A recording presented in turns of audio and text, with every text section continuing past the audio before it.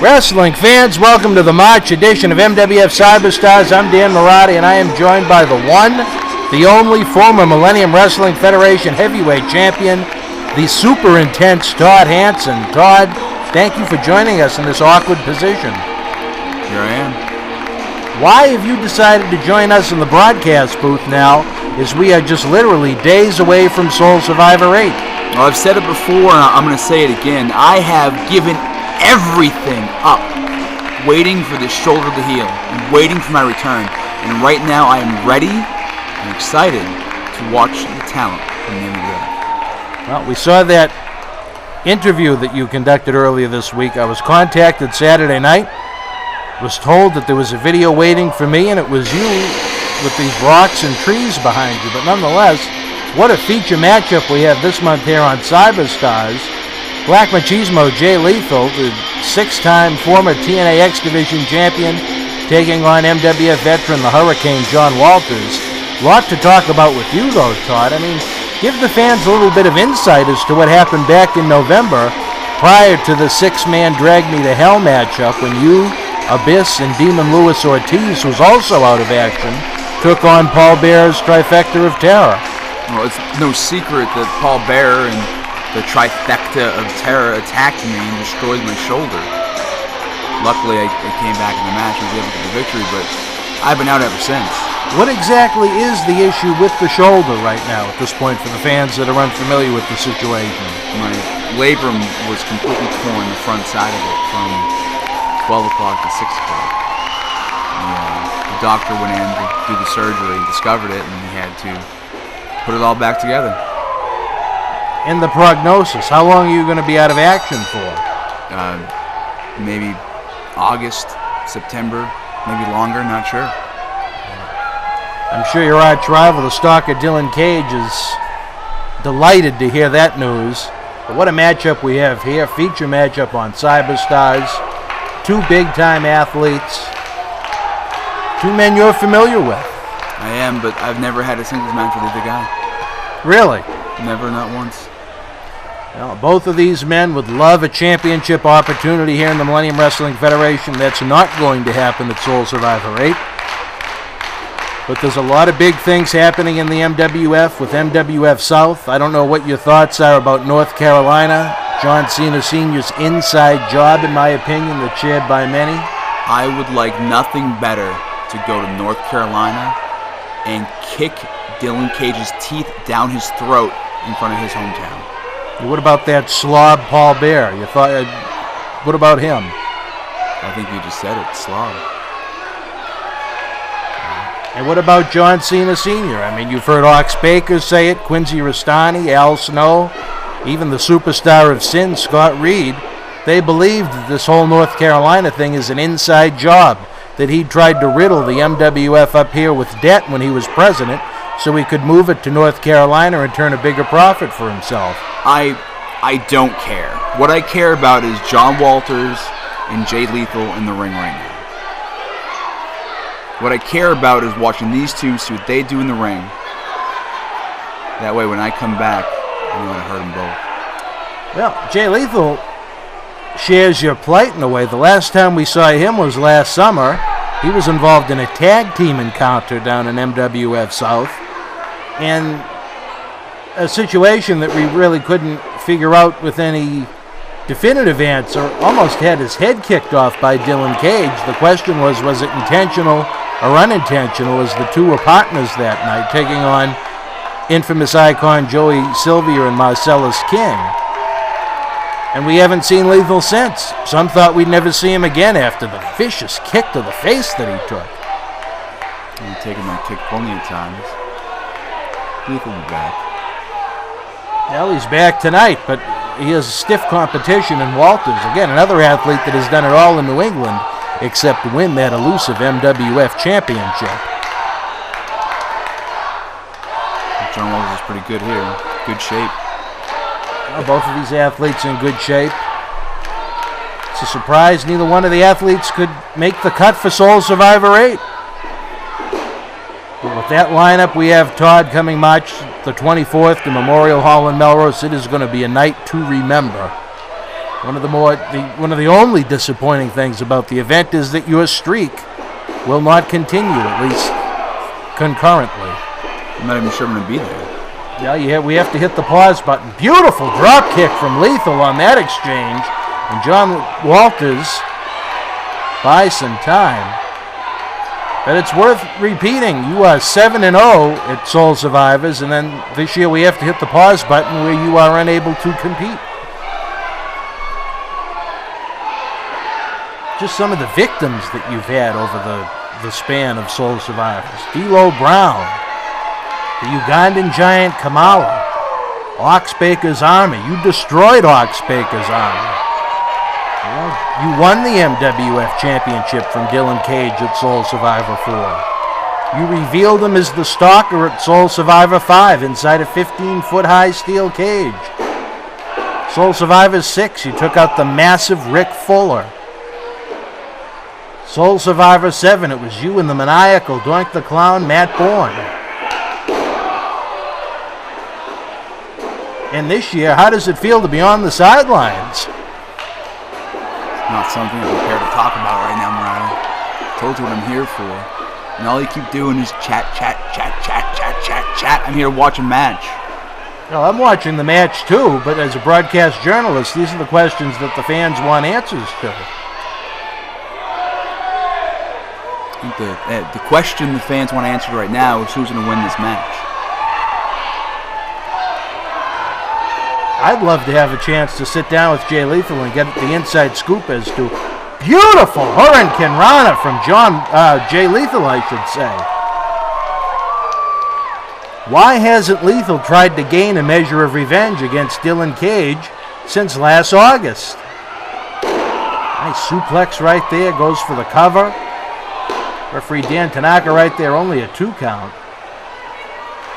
Lethal's smart enough to know he can't just walk into Lion's Den to trifecta and try to take him out all at once. He's got to pick his spot. He's got to pick his time. What do you think I'm doing, Mirade? What do you think I'm doing? No, you said you're scouting talent, apparently. What do you think I'm doing? Living on the streets. What do you think I'm doing? What do you think I'm doing? Taking a page Taking everything away from... What do you think I'm doing? I'm waiting for my time. I'm healing my wounds. Tick-tock. Tick-tock. Oh, wait a minute. Lethal almost went straight first into Dan Tanaka, and now he went face first into the turnbuckle. Smart wrestling from Hurricane John Walters. Always finds a way to get it done. They don't come any better than this man. I think you'll agree with that. Yeah, me. It almost seems like with this homelessness that's going on, you've taken a page out of Bo Douglas's book, your former MWF Tag Team Champion co-holder. You don't look and smell like a used cigarette. Well, it was sincere, if nonetheless. But I mean, you two are tag team champions. You rode the highways together. I mean, has he been any influence on you? And as you've tried to recover? Yeah, I never want to see the Dunkin' Donuts ever again. All right, well, new Todd Hanson with a new attitude, and what about all of Dylan Cage's remarks about you and ha-ha wrestling? What does that mean, ha-ha wrestling? Well, apparently he felt that you haven't taken this sport as seriously as he has. It's been pretty serious every time I've beaten Dylan Cage around the ring. It's been pretty serious every time I've punched him in the face, kicked his teeth down his throat. It's been pretty serious. Well, the one remark he has made, as much as I hate him, and you know I hate him, but the one thing he said that does make a little bit of sense is that, other than the time you defeated him for the MWF Heavyweight Championship, you've only been better than him for 3 seconds. How does that remark strike you? 3 seconds. He's beaten you every other time. Tick-tock. Tick-tock. The clock is ticking on Jay Lethal. He's not looking particularly impressive as Hurricane John Walters continues to wear him out. Looked like he was going to go for a chop there. Oh, look at that. Again, played a little bit of possum right there. That was, I was going to say, some smart wrestling from John Walters. The rest of John, but I've been around John almost my entire career. And he really is one of the best out there. How do you feel you would fare against either Lethal or Walters when you return to action here in the MWF? I'm not going to be the same person, man. I'm not going to be the same person. It's going to be different. Well, what exactly does that mean? TikTok.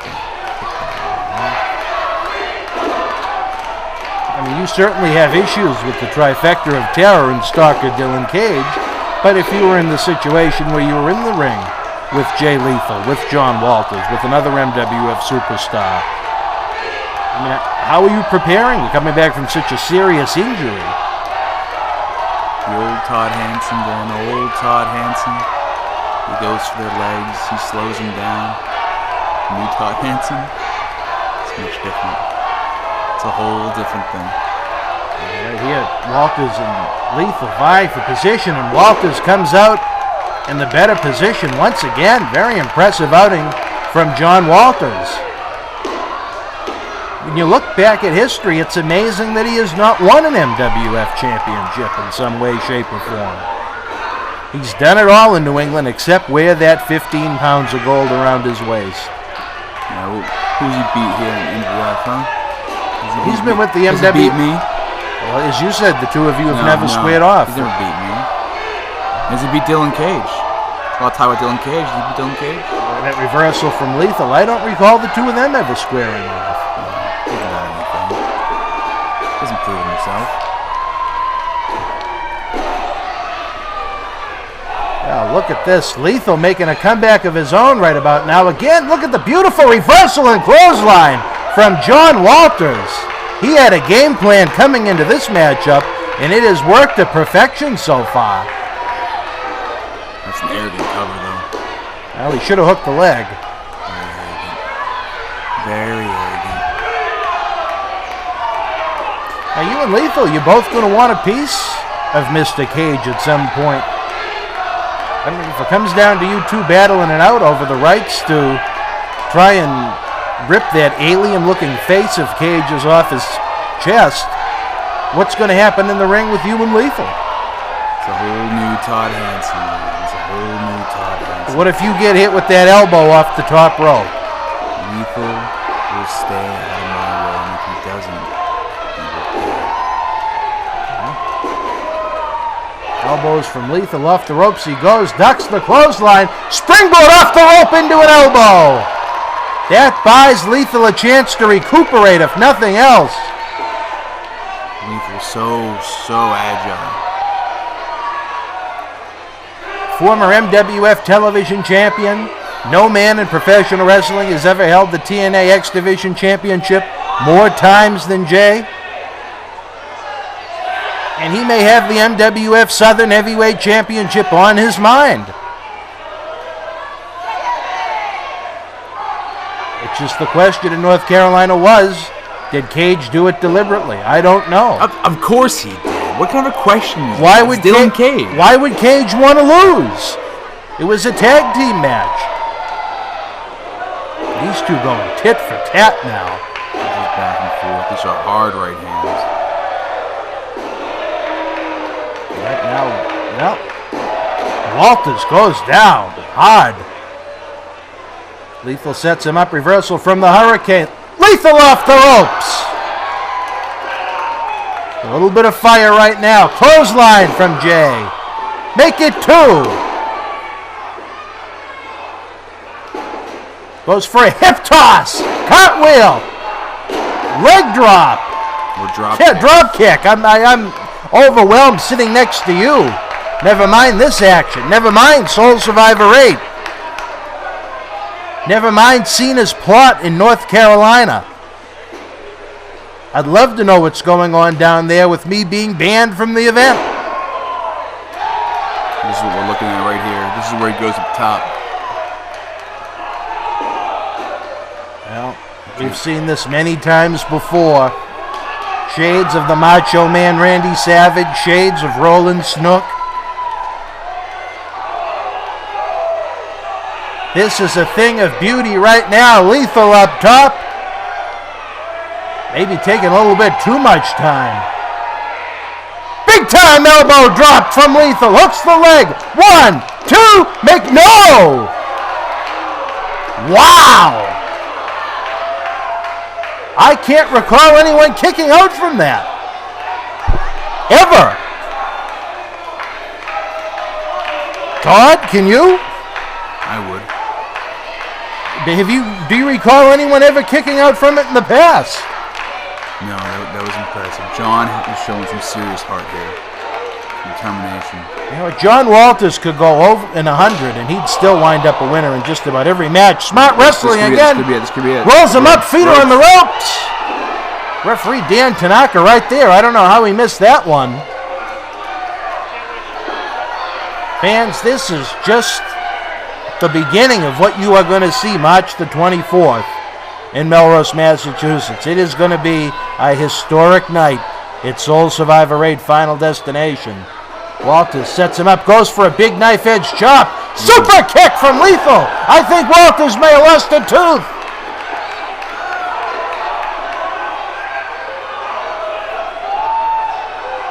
Lethal waiting for him to get to his feet. What are we going to see here?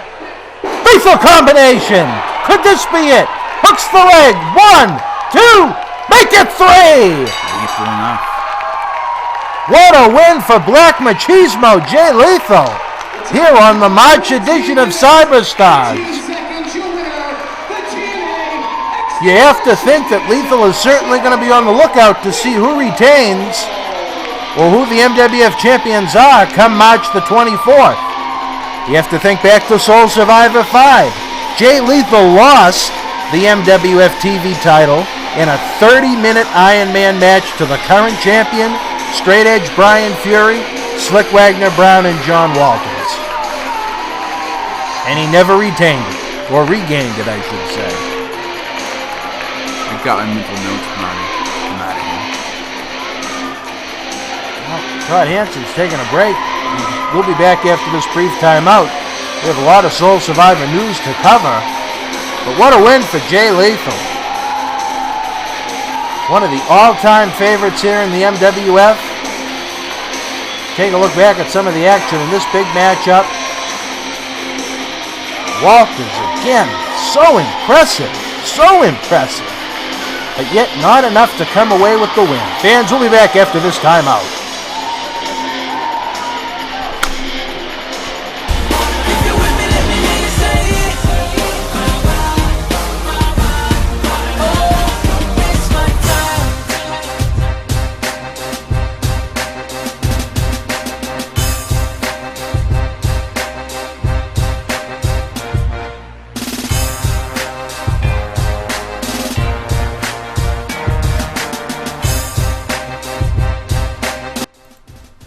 Wrestling fans, welcome back. The countdown to Soul Survivor VIII is on. I am once again joined by former Millennium Wrestling Federation heavyweight and the first ever MWF Tag Team Champion, Todd Hanson. Todd, what a lineup we have. Again, it must be a disturbing thought for you not to extend your undefeated streak at Soul Survivor. It is. It's very disturbing. Well, let's run down the card a little bit. Perhaps we can touch upon your personal circumstances as this program progresses. Double main event, 2 outstanding matchups. The first one is a triple threat match for the Millennium Wrestling Federation Heavyweight Championship that many have questioned me about personally, and that is Low Key defending the title against not one but 2 members of John Layfield's Uprising, that being 2-time former MWF champion Slick Wagner Brown and the $1 million investment Tommaso Ciampa. 3 of the best wrestlers wrestling today. I've wrestled all 3 of them and beat all 3. I really should be in this main event, but I'm on the sidelines. Well, I actually know your feeling in a sense on that one. Many have looked at it as Low Key. He's the champion. Why put him at the disadvantage of having to face not 1 but 2 athletes the caliber of Slick and Ciampa at the same time? However, you can look at the other side of the coin. Which one of John Layfield's Uprising members are going to stab each other in the back first? That's a good way to look at it. Low Key, not the biggest dog in the fight, as we've heard him say many times. But this is gonna play out a lot differently, I think, for JBL and the Uprising than he thinks. If you had to make a prediction right now, who leaves Melrose as the MWF Heavyweight Champion? Low Key. Low Key is your pick. There's my pick. Well, where I had so much to do in putting the card together, thanks to John Cena Sleesna and his scam back at MWFX, our anniversary event, I will not be giving predictions, as I think that's a little unfair, but I will talk about the second half of the double main event. What a matchup. The man that took my spot, Finlay, former WWE US champion, former WCW hardcore champion, taking on the stalker Dylan Cage with that sleaze bag, Paul Bear. This is the one I'm interested in. Dylan Cage. Dylan Cage. Oh. Well, I know you, me, Demon Lewis Ortiz, others would love the chance to get their hands on Dylan Cage and do some permanent damage, but what are your thoughts about him stepping into the ring with a veteran like Dave Finlay? There's no tougher man, maybe besides myself, who I would want to step in the ring to fight, not wrestle, to fight Dylan Cage. Well, your prediction on that one, will it be the MWF Southern Champion Dylan Cage, a man who cannot defend the title up north due to technicalities over where the Southern Championship can be defended, or will the Irishman that likes to fight Finlay walk away victorious? Dan, I don't care who wins this match. I'm asking for an opinion, I have Todd. no prediction. I have no opinion. I have no prediction. All I want is for Dylan Cage to be unable to walk from the ring. All right, well, I concur on that one. What about the MWF Television Championship? Another very interesting matchup. Straight Edge Brian Fury, the longest reigning MWF TV champion in company history, defends against WWE veteran Carlito, the man that made his WWE debut here in Boston. And the night he debuted in October of 2004, defeated John Cena for the U.S. Championship, a night that John Heidenreich went nuts in the crowd in Boston. And hit somebody. My thoughts on this? Yes. My thoughts on this. Brian Fury, you just said it, longest reigning television champion in MWF history. I've wrestled Brian Fury a number of times, and when he's on a roll, he's on a roll. But if there's this person who can bring that roll to a screeching halt, that's Carlito. This match is going to be very, very equal. Well, Carlito comes from what you'd call a legacy family in professional wrestling, the Colognes. He's not only a former U.S. champion, as I mentioned, but he held Intercontinental, Tag Team Gold. But Fury, as we mentioned during the matchup itself, he won the TV title at Soul Survivor V. He's held it now some 3.5 years. When he had what many called the match of the year of 2011, when he defeated Tommaso Ciampa in that brutal last man standing match, he not only has surpassed Eddie Edwards' record, but he's crushed it. Brian Fury has set standards here in the MWF. He sure has. But you just read off all those things about Carlito, and as long as Carlito's coming to this match healthy, Brian Fury has his work cut out for him. So do you think we'll see a new TV champion? Is the reign coming to an end on March 24th? It could happen, but my pick is Fury. Your pick is Fury. All right, what about the MWF Tag Team title? Men you are very familiar with in many ways. Paul Bear's trifecta of terror, 2/3 of them at least, Big Rick Fuller, and the execution of Brian Malonis put the gold on the line against the odd duo of multi-time tag team champion Bo Douglas and Bushwhacker Luke. They'll be managed by Bull Montana. Bo Douglas has had lots of success with lots of different partners. And Bo Douglas is not a singles wrestler. He never has been, and well, he never will be. Tag team is the way that he needs to go. And I think with Bushwhacker Luke by his side, it's going to bring a whole new element to the ring that Fuller Malonis might not be ready for or prepared for. Do you think Bull Montana is preparing Bushwhacker Luke to bring it Bushwhacker or sheep herder style? Well, if there's any two people at this event who are able to speak perfectly to each other, it would be Bull Montana and it would be Bushwhacker Luke. But if they're talking to each other, I think a sheep herder is on its way. Well, another very interesting match. Oh, your prediction. Will we see new champions? I think Bo and Bushwhacker Luke have a really good chance, but Fuller Malonis are going to take it. All right. What about a revenge match? Jay Freddy, who's been impressive since making his MWF debut, but it seems like he's been a victim and a target of JBL's Uprising ever since. He takes on Uprising member, the final graduate of the late Sonny Yee's dojo in Osaka, Japan, Sonny Yee 2000. Jay Freddy is young and he's coming up, but Sonny Yee 2000 is a hard-hitting Japanese athlete. I think Jay Freddy is going to get chopped down to size. Your prediction on this one, will it be a night for Jay Freddy, or will JBL's Uprising come away with yet another victory? JBL's Uprising. All right. Another big matchup, a revenge match. Both athletes wanted more in-ring time. They were given the opportunity to team together in a loss to Bad Penny. It will be Julian Starr looking for some revenge against the man that just walked off on him, the man that went to Madison Square Garden to tee off on both Julian and the MWF as a company, the superstar of sin, Melmac's own Scott Reed. Scott Reed and Julian Starr are two fast-paced, high-flying athletes, and pretty much even bodies, even speed. Well, Julian might have a couple inches than Scott, but Scott has a few pounds. If I was to pick one of these guys to win this match, it'd have to be Scott Reed. Let me tell you why. He's out of his mind, and that unpredictability doesn't give him an edge in this match. He's the superstar of sin, but in what's certainly shaping up to be an interesting matchup, our old friend Al Snow returns to the MWF. He'll be led by the manager of champions as well, Bull Montana, taking on the wild and unorthodox East Coast cowboy DJ Dubé, a man that thinks he actually beat Tony Atlas on the November Cyberstarz, claiming he hit him so hard he knocked his foot fetish out of his head. He also claims to be the East Coast cowboy, all the way from Maine to Miami. He's got more than a few screws loose, but Al Snow does too. He talks to a mannequin head.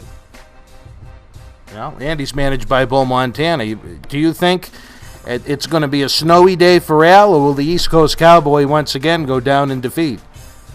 I've known the cowboy since he first started, but that kid's off his rocker. I think Al Snow's going to take this one with the help of Bull Montana.